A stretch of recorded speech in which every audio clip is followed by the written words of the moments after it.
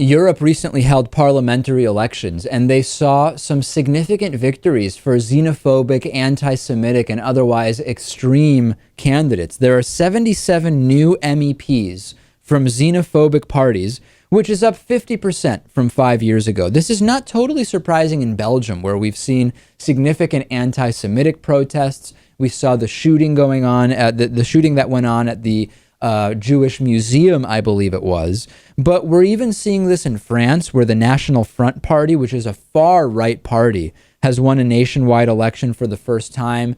Also, extremist parties made some gains in UK, Denmark, Austria.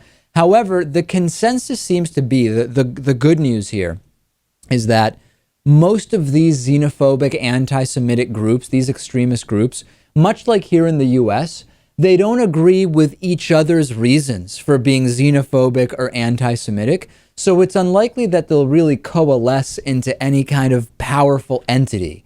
And I guess, Lewis, that's where we can say it's a good thing that there are so many different ridiculous and absurd extremist ideas that it causes them to disagree with each other. Kind of like when extremists in the US don't agree about why we should be against gay marriage. Is it because it's what Jesus said?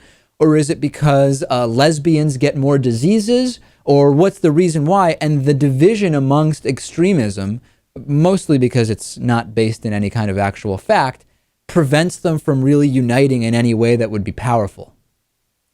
Right. I guess that's true. It's still unfortunate that ultimately they all share the same sentiment, and that is that Jews are a problem. But I guess it's... Or Muslims, you know, I mean, in a lot of these countries, we're seeing that Muslims are a problem thing. And a lot of these we're seeing, well, actually, it's multiculturalism that's the problem. So it really does run the gamut. It does. I guess it's kind of good to know that in countries all over the world, not just in the United States, people's fear is being capitalized on. Yeah, I'll say. Join us on Facebook, facebook.com/David Pakman Show. Next, we will talk to Mark Weinstein about the NSA, internet surveillance, social media, consequences for having too much information out there, and much more. Stay with us.